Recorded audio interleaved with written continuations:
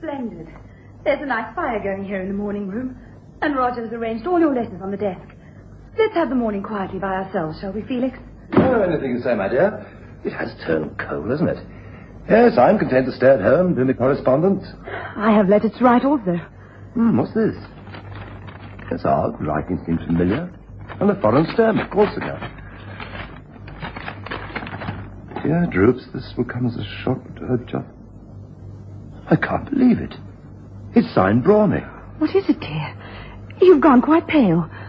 Are you ill? Well, this letter, it claims to be from my older brother Matthew, but he died. He died many years ago.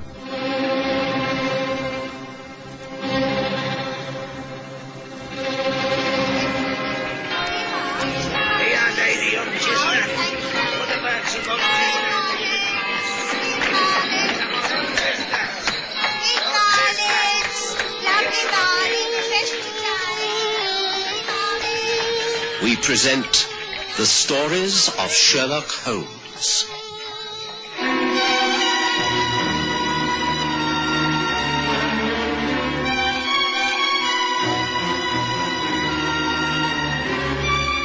The Eldest Son.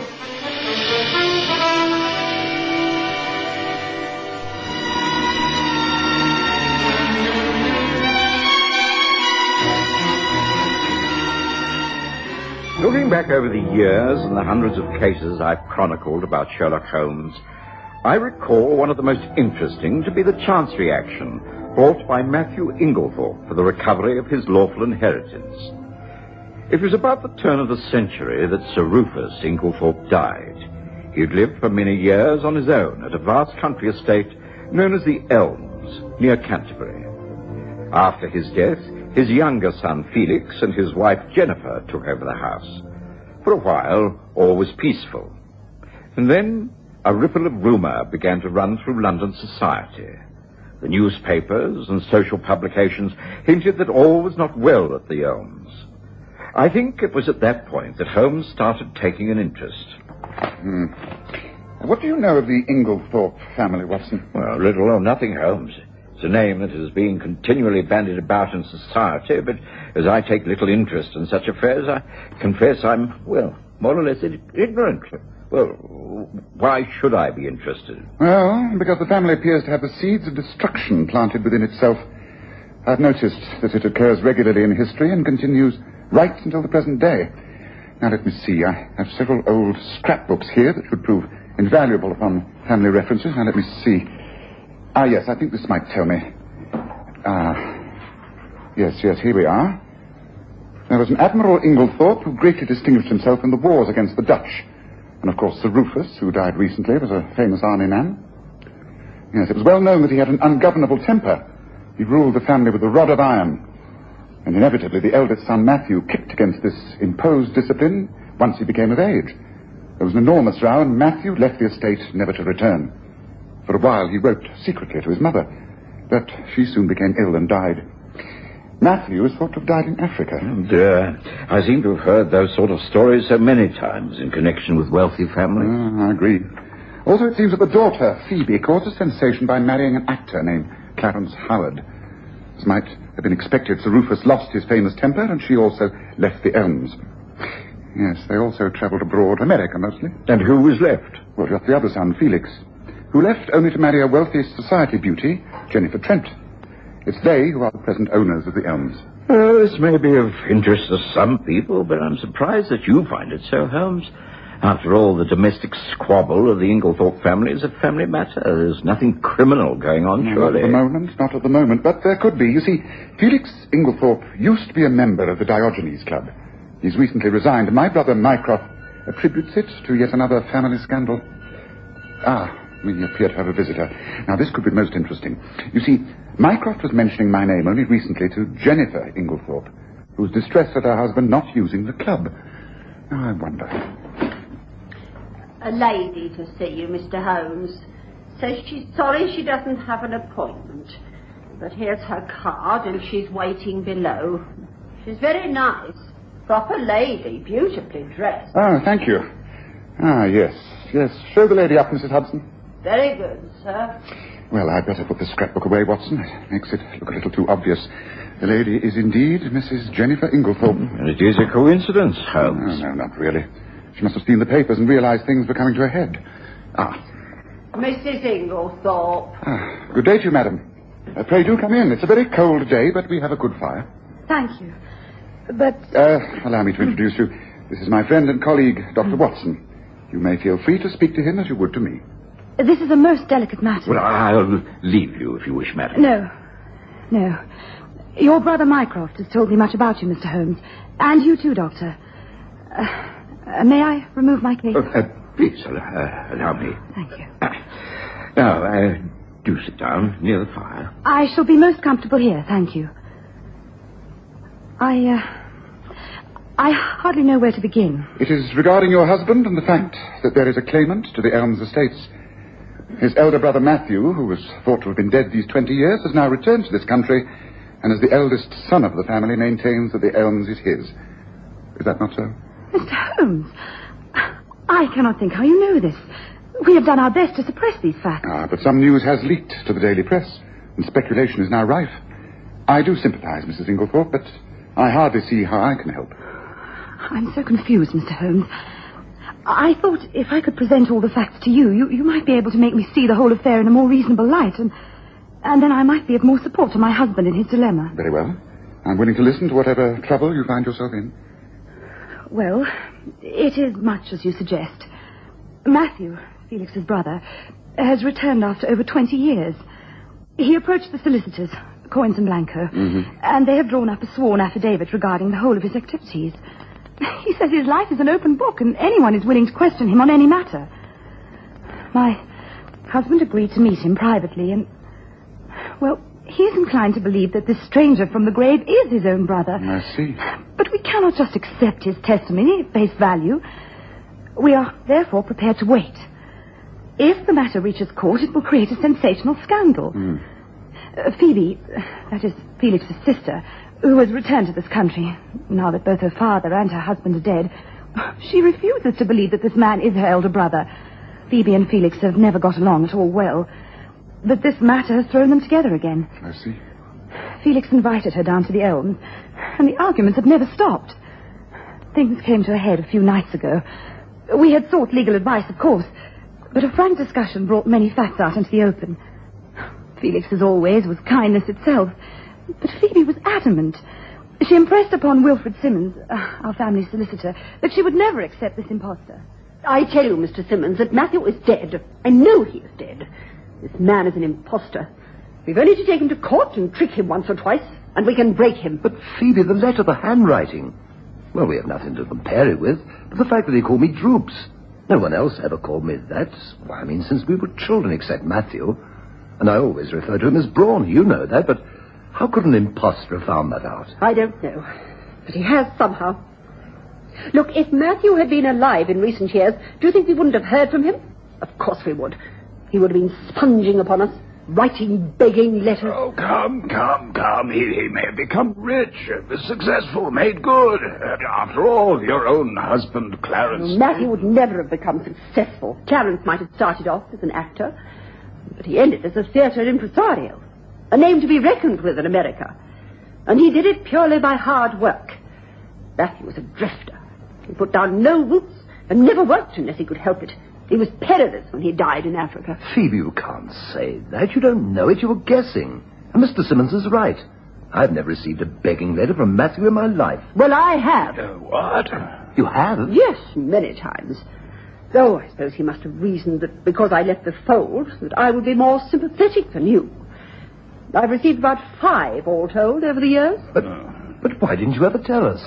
My dear brother, we've hardly been on speaking terms during the last 20 years, have we? Can you produce any of these letters so we could compare the handwriting and then... No, of course I can't produce them. I didn't keep them. At least I don't remember doing so. I'll go through my things, but it's very doubtful. Did you ever reply to the letters? Once or twice. I was even stupid enough to take pity on him once. Many years ago, we were in America. He was there too, drifting about the San Francisco docks on his way to Africa. I sent him money. He never acknowledged it. Then I had another begging letter from Africa. It was just before Khartoum. He must have died out there about the time General Gordon was killed. Since then, I haven't heard a thing. But, Phoebe, this doesn't prove a thing. I mean... No, wait a minute. This may help. If we confront this man and ask him casually if he ever wrote to his sister, and if so, when and where, it will place him in an extraordinarily difficult position. He'll be forced to give us facts and figures. If you can only find one of those letters, Phoebe, then I think we shall have the proof that we need. I shall look. As I say, I hold out very little hope. But please, don't let us give him the chance to do even greater research into Matthew's past. I beg you, leave it until he tries to take the whole matter to court. Let us keep all this up our sleeves. I'd sooner settle it out of court without a scandal. Do you want to give away the family fortune, the home? Just hand it over to this man without fighting him? I always thought you were spiteful. Oh, no, please. Phoebe, you haven't seen him. I'm sure it is Matthew. He looks like Matthew, speaks like him. You can remember how he looks and speaks after 25 years? You were a youngster when you last saw him. You can't believe it's Matthew. And I won't let you hand everything over to him. Now, please. Let's keep all this to ourselves, at least for the next few days. Just let us wait and leave the next move to him. Now, what do you say? You agree? And that is where we are at the moment, Mr. Holmes. I came to ask your opinion. What do you think we should do? Fight the matter in court or not? What do you say? Jennifer Inglethorpe leaned forward in her chair and looked eagerly at Sherlock Holmes. He'd been listening intently to his story, his dressing gown wrapped around his tall frame, his head sunk upon his chest as he gazed into the fire. He placed the tips of his fingers together and then said, I advise you to remain quiet. Your sister-in-law is correct in one respect. In a position like this, the guilty parties will eventually give themselves away. But I think in this case quite a lot of rope will have to be played out before the culprits hang themselves. I was surprised that Holmes phrased his reply in the plural, but Mrs. Inglethorpe seemed quite satisfied. She rose to her feet. Thank you, Mr. Holmes. But will you promise me one thing? If at any time you can take an active part in the conclusion of this affair, you will do so regardless of our personal feelings. I will give you that promise, yes. Good day to you, Mrs. Inglethorpe. After that, some weeks passed before a court action was publicly announced. It immediately hit the headlines. There was general sympathy for the claimant. It was a romantic story. The return of the repentant prodigal son, penniless, to take what was rightfully his. It lasted for days. Some witnesses swore Matthew Inglethorpe was genuine, others that he wasn't.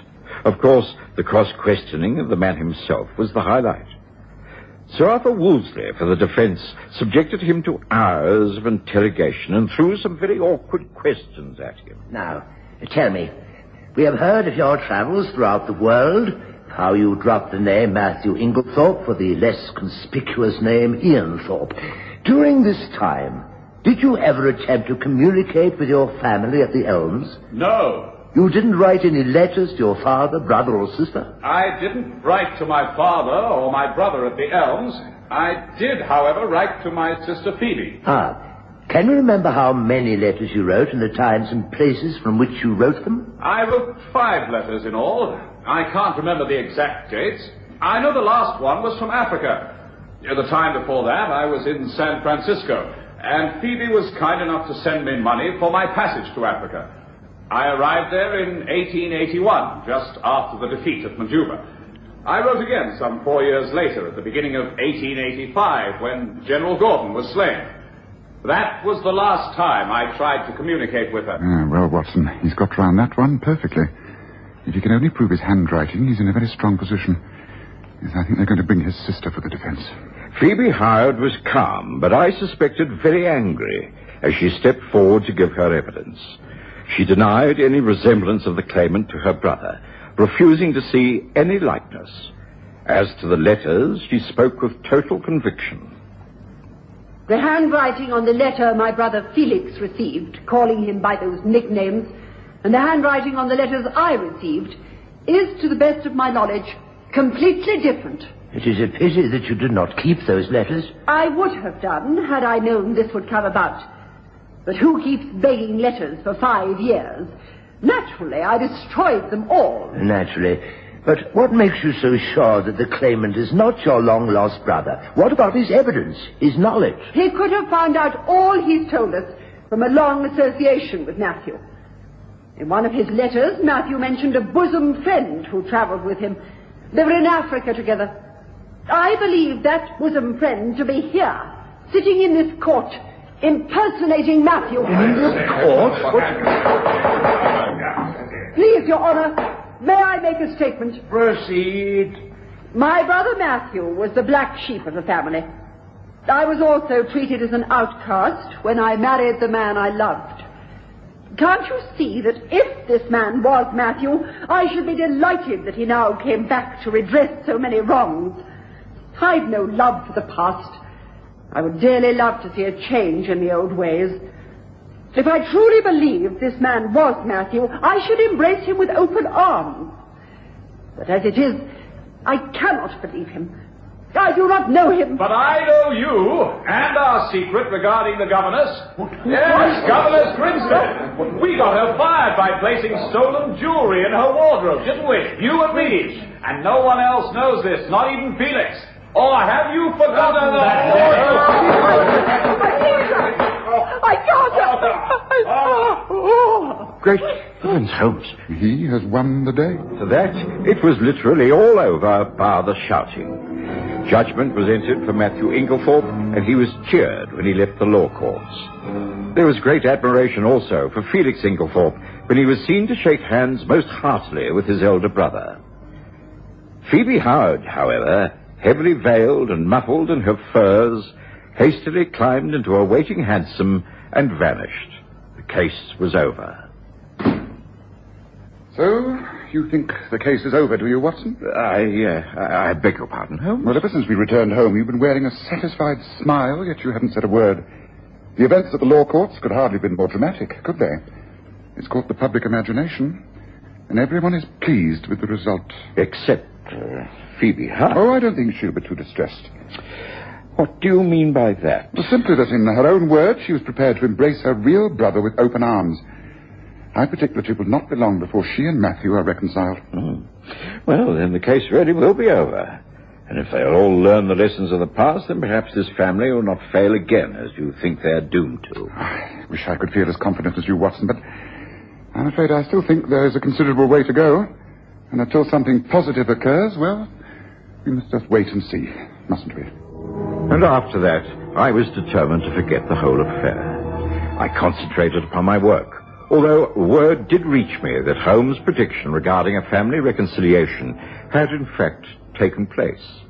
It seems that once again it was Felix Inglethorpe's generous nature that brought it about. Come. Surely it is time that we behaved sensibly. The facts have been faced.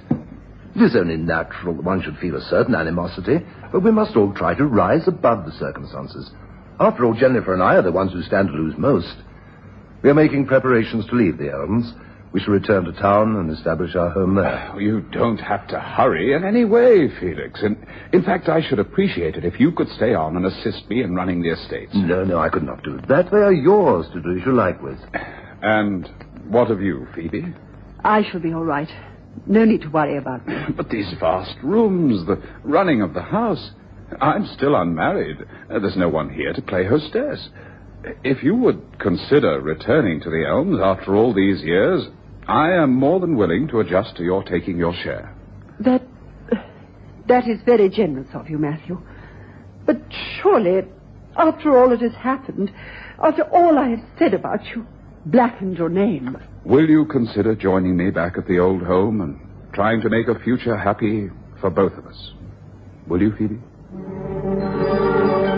It was shortly after Phoebe returned to the Elms that Sherlock Holmes made a rather unusual request. He'd been to see Jennifer Inglethorpe and her husband Felix, and had somehow contrived to get us all invited down to the Elms one Sunday. I confess I could see no reason for this, but curiosity made me accept the invitation. It was clear from the onset that Matthew and his sister Phoebe were slightly put out by our visit. Felix introduced us, And immediately, Holmes dominated the proceeding. I'm extremely sorry if this seems to be an intrusion in any way, but really, Mrs. Inglethorpe, you've only yourself to blame. Me? I don't understand. When you came to see me at my rooms in Baker Street, you made a request, and that was that if ever I saw fit to take an active part in the family drama, I should do so regardless of anyone's feelings, remember? Yes. Yes, of course. But I don't understand. No, but you will. Now, Mrs. Howard, it is with you that I shall start. By all means, Mr. Holmes. What exactly is it that you want? The truth, from your own lips.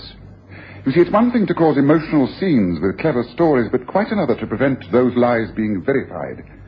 I have a good many friends in the United States. It did not take me long to confirm or deny the facts. I don't know what you mean. Your marriage, your husband's so-called success story, and his apparent death. Of course you married the actor Clarence Howard, and you did travel extensively with him, but he was out of work most of the time, wasn't he? What are you talking about? You ended up in cheap lodgings in Boston. Then you and he disappeared from the scene. There is no record of his death or burial in the United States, and no one has ever heard of him in the world of the theatrical impresarios where he's supposed to have made his name. Now, look here, Holmes. What are you insinuating? Are you trying to say I am saying that Clarence Howard didn't die. He remained very much alive. But Matthew Inglethorpe, the real Matthew Inglethorpe, did die out in Africa under the name of Ian Thorpe. Records can be checked there, you see. Then this man is an impostor. Of course he is an impostor. He is Clarence Howard. What? Clarence? Of course. Holmes, I beg of you. How else could someone give such a convincing performance? Retain all the facts and details of family life, unless he was a trained actor able to sustain a characterization. And all the information he gave us was drummed into him by Phoebe, his own wife. She alone knew the secrets of the family and groomed him to perfection in the part. And then, very cleverly, she took the role of being his arch enemy, trying to trick him. It was a performance almost as good as his. This is unbelievable. Of course, he won the claim. Against all odds, he had proved himself. Everyone was taken in. In time, a reconciliation with Phoebe, and then, of course, they could take over the elms and the estates while you bowed out quietly. How long they would have been able to sustain the roles of brother and sister is a matter of speculation. Well, what course of action you take is up to you. I should guess that the next court case will be even more of a sensation than the first one. Don't you agree? Holmes and I returned to Baker Street immediately, and I cannot imagine the scenes that must have taken place back at the Elms. Once again, I was at a loss to know how Sherlock Holmes had arrived at the truth. Every little detail was so overwhelmingly glib. His evidence, I mean. He remembered everything. The man knew far too much at just the right time. And the one member of the family who was never mentioned was Clarence Howard. It was worth checking up on. Facts. That's what detection is made of, Watson. Lies can never replace facts. Oh, she was very clever, but just a little too clever, don't you think?